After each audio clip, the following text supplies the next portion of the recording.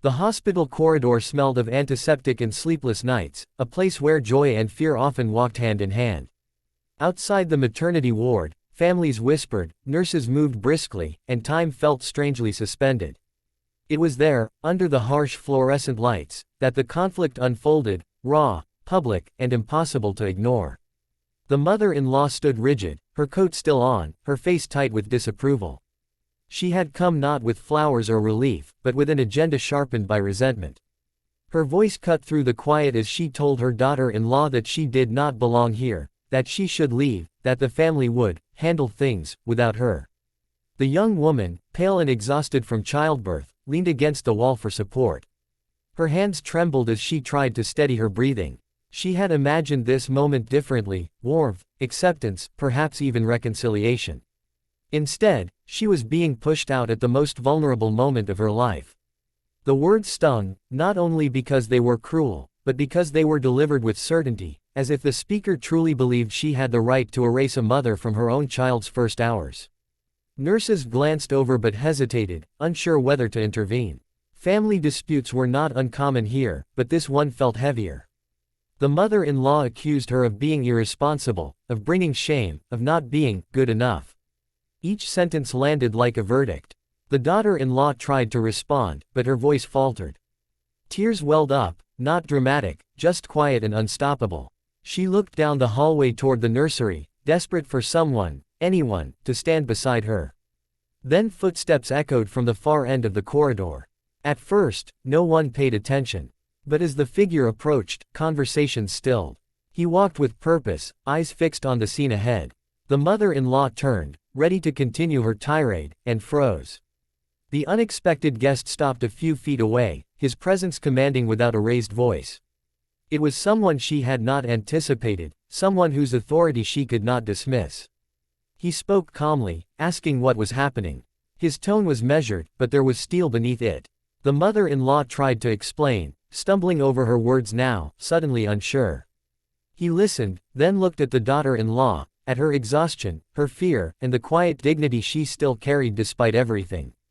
He said, plainly, that this was her moment, her child, and that no one had the right to drive her away. The corridor seemed to hold its breath. The mother-in-law attempted to protest, but the words failed her. She stood there, mouth opening and closing, unable to respond. The power she thought she held dissolved in an instant. The nurses relaxed slightly, relief flickering across their faces. The daughter-in-law straightened, not because her pain vanished, but because she was no longer alone. The unexpected guest stayed until the tension eased, then gently guided her back toward her room, away from the eyes and whispers. Later, as night settled over the hospital, the story spread quietly among staff and visitors. It wasn't just about a family argument, it was about boundaries, about dignity reclaimed when it seemed lost. Some said the mother-in-law left soon after, her certainty shaken. Others said she returned days later, subdued, carrying flowers she didn't know how to offer. What mattered most was that the daughter-in-law held her child that night without fear of being pushed aside. Stories like this resonate because they mirror conflicts far beyond hospital walls. Power struggles, public confrontations, and the shock of being challenged in a space where one expects control are universal. They play out not only in families, but on television screens and stages where reputations and egos collide under bright lights. That same sense of sudden reversal was on display during a recent live television interview when Robert De Niro appeared on Good Morning America. What was scheduled as a routine segment quickly became something else entirely. De Niro, known for his intensity and uncompromising nature, sat across from George Stephanopoulos, expecting a professional exchange. The early questions were standard, touching on his latest work and career reflections. But as the conversation shifted, the tone sharpened.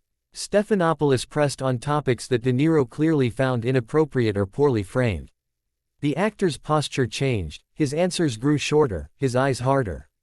There was an edge in the air that viewers could feel through the screen. Live television leaves little room to recalibrate, and neither man seemed willing to back down. The questions came faster, the responses more clipped. It stopped being an interview and started feeling like a challenge. De Niro pushed back, calling out what he saw as disrespect or misrepresentation. Stephanopoulos, a seasoned journalist, held his ground, insisting on clarity and accountability. The exchange escalated, voices rising just enough to signal that something had gone off script. Producers likely watched in alarm as the segment veered into uncomfortable territory. Then came the moment that stunned viewers. Niro stood up. No dramatic speech, no drawn-out explanation. Just a clear decision made in real time. He stated that he wasn't going to continue under those circumstances and walked off the set. The camera lingered for a split second too long, capturing the awkward aftermath, the host attempting to regain composure, the sudden shift to commercial. Reactions poured in almost immediately. Some praised Niro for refusing to engage in what they saw as a hostile setup. Others criticized him for abandoning a live interview, arguing that tough questions are part of the job. The incident sparked debates about respect, boundaries, and the fine line between journalism and provocation. In both the hospital corridor and the television studio, the core was the same, a confrontation where one side expected compliance and instead encountered resistance. An unexpected stand changed the balance of power. Silence, shock, and reevaluation followed. These moments linger because they force observers to question assumptions about authority, entitlement, and the courage it takes to say, enough. Life doesn't always provide clean resolutions. The mother-in-law's silence did not magically heal the family. Niro's walk-off did not settle the debate about media ethics. But in each case, someone drew a line. And sometimes, that single act, quiet or public, is enough to remind everyone watching that dignity is not granted by others. It is claimed. The maternity hospital was wrapped in that peculiar stillness that only exists in places where life begins and exhaustion runs deep. Outside the delivery rooms, relatives paced, clutching phones and paper cups of coffee, while nurses moved with practiced urgency. In this fragile environment, emotions were already close to the surface, and it took very little for tension to ignite. When the mother-in-law arrived, her presence immediately shifted the air. She did not come quietly, nor did she come with concern. Her footsteps were sharp, her face set in a hard expression that suggested she had rehearsed what she was about to say. She found her daughter-in-law near the ward, still weak from childbirth, her body aching and her heart racing with a mix of relief and anxiety. Instead of asking how she felt or whether she needed anything, the older woman launched straight into accusations. She said the young mother had embarrassed the family, that her behavior had brought nothing but trouble, and that it would be better if she left the hospital altogether. The words were blunt, almost mechanical, as if this confrontation had been waiting for the perfect moment to unfold. The daughter-in-law was stunned. She had imagined many possible scenarios after giving birth, but this was not one of them. Her mind struggled to keep up as the insults kept coming. She wanted to argue, to defend herself, but her strength was gone. The hours of labor had stripped her down to something raw and exposed. Tears slipped down her cheeks, not as a plea for sympathy, but as an involuntary response to being humiliated when she could least protect herself. Nearby, other families pretended not to listen, though every word echoed in the corridor. A nurse took a step forward, then hesitated. Intervening in family disputes could make matters worse, and yet doing nothing felt wrong. The mother-in-law's voice grew louder, sharper, filled with the confidence of someone accustomed to being obeyed. She spoke as if the child did not belong to the woman who had just given birth, as if motherhood could be reassigned by authority alone. Then, unexpectedly, the rhythm of the scene broke. A man approached from the far end of the hall, his presence subtle but unmistakable. He was not dressed like hospital staff, nor did he look like another anxious relative. There was a calmness about him, an assurance that made people instinctively pay attention. When he stopped near the confrontation, the mother-in-law turned, ready to assert herself again, and suddenly fell silent. He asked a simple question: what was going on here? There was no accusation in his voice, no aggression, just clarity. The mother-in-law tried to repeat her grievances, but they sounded weaker now, stripped of their earlier authority. He listened patiently, then looked at the daughter-in-law, noticing her trembling hands, her exhaustion, the way she clung to the wall for balance. When he spoke again, it was with quiet firmness. He reminded everyone present that this woman was a mother, that she had just endured something profound, and that no one had the right to push her out or shame her in this place. The effect was immediate. The mother-in-law stood motionless, as if the words had physically struck her. She opened her mouth, then closed it again. Whatever response she had prepared dissolved. For the first time, she was being challenged in a way she could not overpower. The corridor felt lighter, as though a heavy pressure had been lifted. The daughter-in-law straightened, drawing strength from the unexpected support. She was no longer just a target, she was seen. The man stayed until the situation calmed, ensuring the young mother was escorted back to her room. The mother-in-law eventually turned away, her earlier certainty replaced by something like confusion. No one applauded, no dramatic gestures followed. Life in the hospital continued, but the shift was undeniable. A line had been drawn, and it could not be erased. Stories like this spread quietly, not through headlines but through whispered retellings. They resonate because they reflect a universal truth. Moments of vulnerability often invite control, and it takes courage, sometimes from an unexpected source, to stop it. The idea of, "you're rushing to the wrong station," lingered like a metaphor, a reminder that not every path of dominance leads where one expects. That same theme of sudden confrontation and refusal played out far from the hospital, under studio lights and rolling cameras.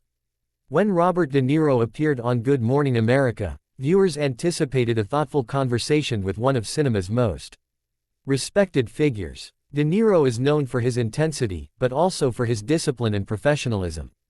The interview began predictably, touching on his career, his latest projects, and reflections on an industry he has shaped for decades.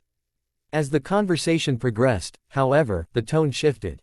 George Stephanopoulos introduced questions that moved beyond film and into more contentious territory.